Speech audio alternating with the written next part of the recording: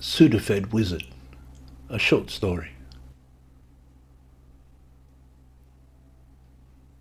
I was admittedly on a Sudafed binge, and Sudafed can put wizards in your imaginarium. I'm assuming that's what happened because there I was, up to the eyeballs on pseudoephedrine, phytolephrine, oxymetazoline and xylometazoline, hydrochlorides one and all. Then who should I run into in the Theosophical bookroom, right at the crest of the hay fever season this was, but none other than Aleister Crowley, the Master Therian, prophet of the Aeon of Horus. He was putting some books on lay-by.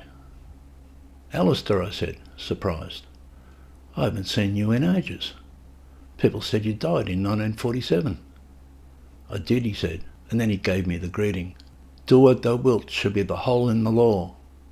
"Ditto," I said, and as I remembered it, "Love is the law and I'm loving your will." "1947, hey?" I said, "in which case you're looking sprightly." And I made polite inquiries about the state of his Qibla. "The roof fell in, but the renovations are going well," he reported. The poor man's Qibla had burned down. Undeterred, his mad-eyed devotees, the Thalomites, because they might until they definitely will, made their libations that direction anyway. How did it affect the 93 current, I wondered, and he admitted they had to call in an electrician. It stands on the gloomy banks of Loch Ness, his Qibla, over which he is the Laird of Boleskine, self-styled in brackets. Breaking the ice, and pleased to catch him after so long, I said, "I suppose you've heard the joke going around about the other Loch Ness monster?" "Yeah, I've heard that one," he said. It never occurred to me that the meeting was unlikely. I wanted to make the most of it. I was feeling impertinent. "Is it true," I asked, first up, "that after the Paris working you and Victor Newmanberger both went mad as chops?" He looked at me with his beady, washed-out Englishman's eyes. It was an impertinence, but he would answer it anyway. 10 minutes with Victor would drive anyone mad, he said. He didn't look like a sex guru who had suffered erectile dysfunction since his mid-50s. "I bought your tarot cards," I said. "Nice." I have no idea who he was, but he played along. The phenylpropanolamine was probably kicking in, and he looked for all the world like Aleister Crowley to me. I was pretty sure it was Aleister Crowley anyway, when the next thing he said to me was, "I don't suppose you can loan me $100, can you?" He had Aleister Crowley's irritating high-pitched voice that all his scarlet women found tiresome. "I've always wondered," I then began, "how it was you got started in the occult business." "It was his mother's idea," he said. "His father wanted him to be a dentist. It was his mother who convinced him he's the beast of the apocalypse." "A woman of vision," I said. "One of the loveliest women to ever walk the earth," he assured me, smiling. "Listen," I then said, "while you're here, maybe you can give me some guidance about your books. I hadn't planned on buying any Aleister Crowley, but the moment seemed opportune." He agreed, and we wandered over to the relevant shelves. The first volume we considered was, of course, the Book of the Law. It was the edition edited by Lieber L. Legers, whoever that might be. This is the work that came to Aleister's pen in 1904 via a preternatural intelligence. "I was," he told me. "I was? I was. I was. I was." The full story was this. His wife Rose, got the big mystics in the Cairo Museum. She told Aleister about it, but he thought it was all about him. She directed him to an exhibit, number 666, the number of the East, which introduced him in spurious hieroglyphics to Horus Ra Hor Kui, the god of 6-year-old tantrums who will preside over the new era, sucking on his thumb. After that, inside the pyramid, they performed the sacred nuptials in the king's chamber, and then the queen's chamber, and the queen's antechamber, and the grand gallery, and the subterranean chamber, and the descending passageway, and finally in the king's chamber again. My holy guardian angel came to me 3 days in a row, he said, at the stroke of noon on each day. Why do they always come at lunchtime, I wondered. It is the cornerstone of the newfangled dispensation, he proclaimed, speaking of the holy tome. It is both terrifying in its audacity and rigorous in its numerations, and only $24.95. The 3 tantrums of Horus Ra Hor Kui. They were dictated by eyewash. Miraculously, the book bears no resemblance, none whatsoever, to any of Aleister's other works in style, theme, cadence, or vocabulary. The claim he penned it himself is just not credible. It fell out of the blue. Read it once and then destroy it, was his advice. Is there a paperback version with crappy binding, I wondered? Seems a pity to destroy this one, but I threw it in my basket. Next we turned to the magisterial Magic in Theory and Practice, his magnate opus, to which all his other works were drawn like iron filings. Looks heavy, I said, picking it up. The fullest account of the whole art, he insisted. I flicked through some pages. What's with the K in magic, I asked. He explained what the K meant, so I put a copy of the book in my basket forthwith. Next, Diary of a Drug Fiend.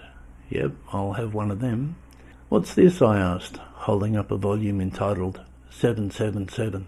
I thumbed through and found some definitive evidence of Hebrew.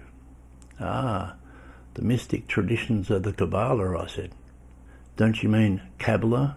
He corrected me. I knew then that he was a Kabbalistic master. It went into my basket. I need a Crowleyanity for idiots, I said. He pointed out there was a whole Israel Regardé section. There was an encyclopedic array of illumination at good prices at the Theosophical Bookroom. Sri Rabbininoid, Oz Pensky, Carlos Crepanada, Madame Blavatsky, the Aquarius confabulation, the silver-plated mind technique, Rudolf Steiner. Boy, have I got some dirt on Rudolf Steiner, Aleister said. Perhaps later, I said. Next we came to his confessions. My autohagiography, he said proudly. I almost forgot I was talking to the most spiritually accomplished man in the universe. Do you name names? I asked. When I'm done naming names, I make some up, he said. Juicy, I agreed, and took a copy. At this point, I looked at him.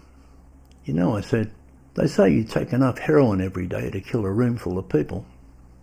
He looked around the store at the milling readers and the staff. Easily, he said. I went back to the books. What about this then? I continued.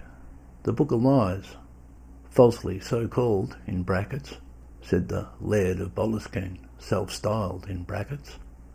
He claimed in any case that the world had ended in 1904, and when it was pointed out to him that the world is still with us, he said, only esoterically, and so in a sense, everything after 1904 is in brackets, an open bracket, and the closed bracket awaits us. Moonchild, the greatest work of fiction in the English language, he said. Yoga for Yellow Bellies, the authoritative lectures on the esoteric doctrines of the Hindu. Aleister's belly wasn't yellow, but it was considerable. After an athletic beginning, he became a fat old bastard who waddled around Hastings on sunny days insulting Roman Catholics. Usually when you run into Aleister, he's got a bag full of cakes of light that he baked at home with their secret ingredient. He'll try to sell you a dozen. He was the founder of all 5 OTOs, wrote to them all and said that they, and they alone, were the only true OTO.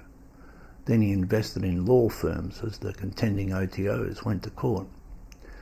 Like everything else, it was an elaborate scheme to raise money for good quality cognac. The Magic of Abramelin the Mage. What's this like? I said, holding it up. I never finished it, he admitted. Oh, that's right.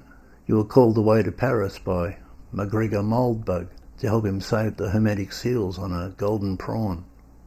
Dawn, he said. The Hermetic Order of the Golden Dawn. I'd heard a lot about his creed, but wasn't fully versed. He often complained that his followers were a ragtag crew of dilettantes with hardly $1 between them. But he had been appointed by the gods and had to make do with whatever scumbags he could find. "Is it Crowley or Crowley?" I asked, while I had him on the spot.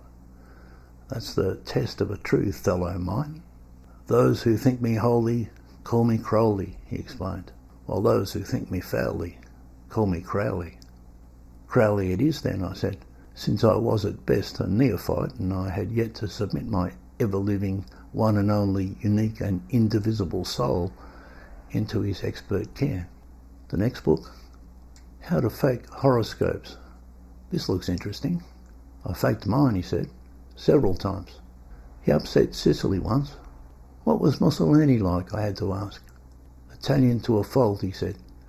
"He heard there were children and kicked us out. Imagine that. Mussolini was worried about the kiddies. He put a hex on the dictator, who subsequently suffered a neck condition." Aleister had a reputation. "The most evil man in the world?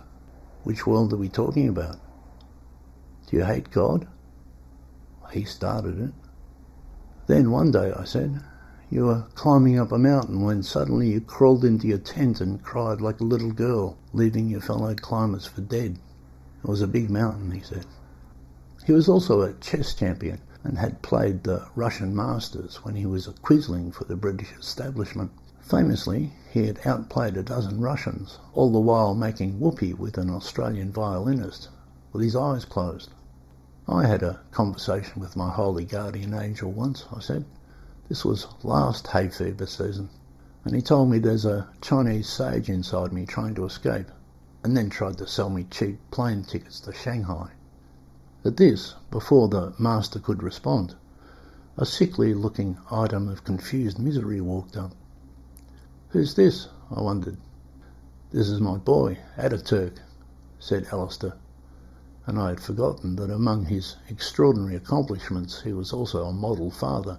In all honesty, Aleister didn't look like a world teacher whose Kibble had just burnt down. "How are you, Ataturk?" I asked. "Fine, thanks," he said. "Attaboy." I gave the wizard my commiserations again and said I hoped the 93 current remained current, and the Kibble would be taking visitors again soon, and they'd be making jokes about the other Loch Ness monster. It was when his boy Ataturk arrived that Aleister said he must be getting along. The chance meeting was only brief. I said it was really good to see him, and his offspring, and again remarked on his sprightly manner. 1947, gee, has it been that long? I headed to the counter with my basket full of books. As I say, I have no idea who he was. "Love is the law," he proclaimed as we parted. "I hope so," I said. "I've got some phony prescriptions for Sudafed I'm trying to get filled." And after making my purchases, I walked out of the book room, thrilled by the whole encounter.